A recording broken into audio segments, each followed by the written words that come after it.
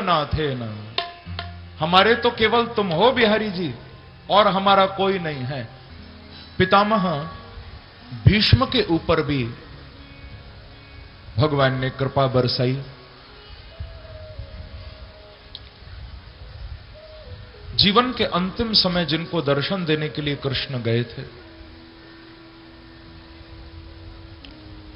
और जो भीष्म पितामह बड़े गदगद हो गए थे कृष्ण का दर्शन करके। महाभारत की कथा आप सब जानते हो। भीष्म जी के अंग अंग में अर्जुन ने तीर मारे थे। कोई ऐसा अंग नहीं था जहां तीर न लगा हो, और उन तीरों की, उन बाणों की शैया पर ही ये कुरुक्षेत्र में पड़े हुए थे। कितने दिन पड़े रहे? लगभग 57 दिनों तक बाणों की शैया पर कुरुक्षेत्र में भीष्म पितामह लेटे रहे। 57 दिन। भगवान कृष्ण ने, क्योंकि कृष्ण के अनन्य उपासक, अनन्य भक्त थे, तो भगवान ने इनको ये आशीर्वाद दिया था कि जब आपका अंतिम समय आएगा तो मैं आपको दर्शन देने आऊंगा। ऐसा भगवान ने कहा था। और मेरे प्रभु अपने वचन के, अपने वादे के बड़े पक्के हैं। अपने आप स्वतः मेरे बांके बिहारी कुरुक्षेत्र में भीष्म पितामह को दर्शन देने के लिए पहुंच गए। भीष्म पितामह ने किसी को भेजा नहीं कि कृष्ण को बुला के लाओ, भगवान को जाकर कहो कि मुझे दर्शन दे दें। क्योंकि ध्यान रखना बंधुओं, भक्ति मार्ग में और ध्यान मार्ग में यही अंतर है। भक्ति मार्ग और ध्यान मार्ग दोनों में बस इतना सा ही अंतर है। ध्यान मार्ग में तुम्हें परमात्मा के पीछे भागना पड़ेगा। जब आप मेडिटेशन में होते हो, ध्यान में होते हो, तो आप भगवान को खोजते हो, आप उनके पीछे भागते हो। But when you reach devotion, जब आप उस परम प्रेम लक्षणा भक्ति तक पहुंच जाओगे, आपके हृदय में बांके बिहारी की भक्ति जब उदय हो जाएगी, तो फिर तुम्हें ढूंढना नहीं पड़ेगा, बांके बिहारी तुम्हें ढूंढते हुए आ जाएंगे। ध्यान मार्ग में और भक्ति मार्ग में यही अंतर है।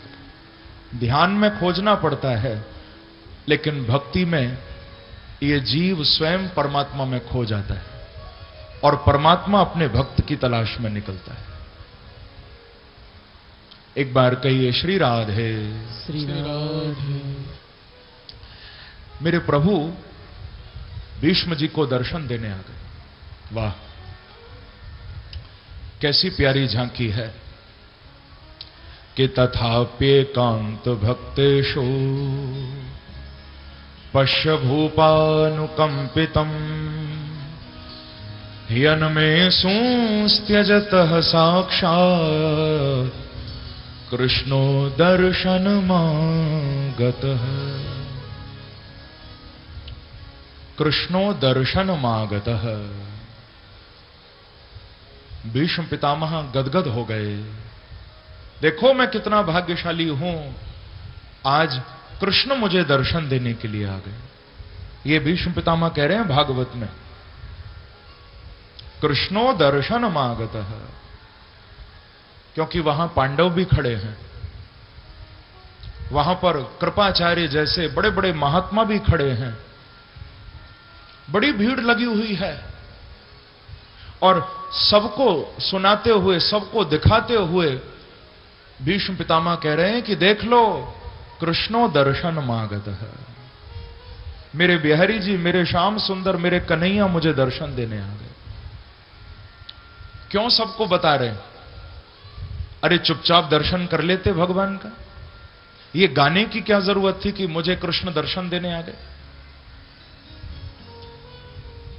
बाबा ने ये बात इसीलिए कही, सबको बताना चाहते हैं कि भैया जब तक तुम्हारे भाव में कमी है तब तक तुमको मंदिर जाना पड़ेगा, लेकिन भाव पूरा हो जाएगा तो क्या पता किसी दिन मंदिर चलकर तुम्हारे द्वार तक आ जाए।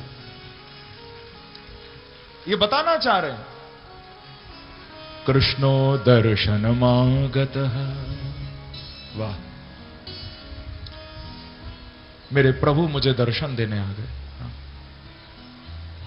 बंधुओं, यदि भगवान से मिलने में देरी हो रही है तो समझ लेना कमी उनकी ओर से नहीं है, कमी हमारी ओर से हो रही है। मेरे प्रभु तो तुम्हारी ओर दौड़ने के लिए, भागने के लिए तैयार बैठे हुए हैं। कमी तो हम लोग कर रहे हैं। हमारे इंतजार में कमी है, हमारी प्रतीक्षा में कमी है। प्रतीक्षा में कमी नहीं होनी चाहिए। यदि लगन सच्ची होगी, धैर्य तुम्हारा दृढ़ होगा तो प्रभु को आना पड़ेगा। कहकर गए थे वो कि जरूर आएंगे, इसी उम्मीद पे हम जिए जाएंगे। कहकर गए थे वो जरूर आएंगे, इसी उम्मीद पे हम जिए जाएंगे। ये इंतजार भी उनकी तरह प्यारा है, हमें कर रहे थे, कर रहे हैं और किए जाएंगे।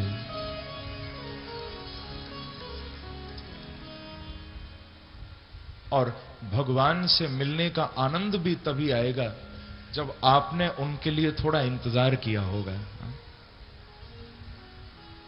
अब आप सोचो कि अभी हमने बुलाया, अभी बिहारी जी खड़े हो जाएं तो क्या मिलने का मजा आएगा? मिलने का मजा तो मीरा को आया था। मिलने का आनंद सूरदास जी को आता था, जो आंखों से अंधे थे, दिखाई नहीं देता था, लेकिन फिर भी सूरदास जी हृदय की आंखों से उनको देख लेते थे। कितना प्रेम था कृष्ण से। हम लोगों को आंखें दी हैं भगवान ने, फिर भी हमें प्रभु का दर्शन नहीं होता। सूरदास जी को आंखें नहीं थी। जब श्रीनाथ जी के मंदिर में ये जाया करते थे, ऐसा उनसे प्रेम था सूरदास जी का। मंदिर में जैसा श्रृंगार भगवान का होता था, सूरदास जी वैसे ही पद गाया करते थे। लोगों को लगता था कि कहीं ऐसा तो नहीं, सूरदास कहीं अंधा होने का नाटक तो नहीं करते। अरे यदि अंधे हैं तो इनको कैसे मालूम चलता है भगवान ने कैसी पोशाक पहनी है, भगवान आज कैसा श्रृंगार किए बैठे हैं, इनको मालूम कैसे चलता है? लोगों ने ये बात वल्लभाचार्य जी के बड़े पुत्र श्री विठलनाथ जी गोसाई जी से कही। गोसाई जी ने कहा कि चलो आज प्रयोग करके देखते हैं, मालूम चल जाएगा कि सूरदास जी की भावना सच्ची है या वो अंधे होने का नाटक करते हैं। तो गोसाई जी ने क्या किया, उस दिन श्रीनाथ जी का जब श्रृंगार करने आए तो ठाकुर जी को कोई कपड़े ही नहीं पहनाए। रोज तो वस्त्र आभूषण सब पहनाए जाते थे, आज भगवान को वस्त्र आभूषण नहीं पहनाए, सारे शरीर पर चंदन लगा दिया और हाथों में फूल, गले में मालाएं, फूल और चंदन से ही पूरा श्रृंगार कर दिया, वस्त्र नहीं पहने। इंतजार होने लगा कि आज देखेंगे जब सूरदास आएंगे तो मंदिर में आज कैसा पद गाएंगे, क्या गाएंगे। सूरदास जी महाराज मंदिर की ओर जाने लगे। आज तो श्रीनाथ जी नाथ द्वारा में विराजते हैं राजस्थान में, लेकिन पहले श्रीनाथ जी की सेवा गिरिराज जी में ही होती थी। तो गिरिराज जी के ऊपर मंदिर है श्रीनाथ जी का, सीढ़ियां चढ़ते हुए सूरदास जी लाठी टेक कर ऊपर जा रहे हैं मंदिर में। अभी अंदर नहीं पहुंचे। सीढ़ियों पर जैसे ही चरण रखा इन्होंने, तो पैर रखते ही बड़ी जोर से खिलखिलाकर हंसे। अभी सामने नहीं आए भगवान के, जोर जोर से हंसने लगे। और हंसते हंसते जब ऊपर पहुंचे हैं, तो आज इनके मुख से क्या भाव निकला कि आज हरि देखे नंगम नंगा। आज तो मेरे गोपाल जी, मेरे ठाकुर जी नंग धड़ंग दर्शन दे रहे हैं अपने भक्तों को। कमाल की झांकी। सूरदास जी का पद है ये, आज हरि देखे नंगम नंगा। मंदिर में जितने भी भक्त खड़े थे सब सूरदास जी के चरणों में गिर गए और बोले कि महाराज, वास्तव में हम तो अभागे हैं जो आंखें होकर भी उनको नहीं देख पाते। भाग्यशाली तो आप हो जो हृदय से प्रभु का दर्शन किया करते हो।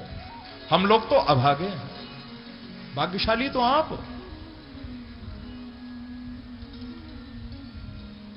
तो ऐसे बड़े बड़े भक्त आज भी इस संसार में हैं बंधुओं, जो भगवान का साक्षात्कार करते हैं।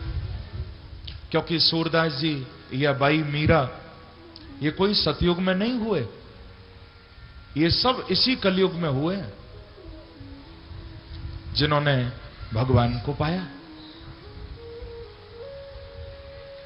बस हमारी भावना सच्ची हो, हमारी लगन सच्ची हो।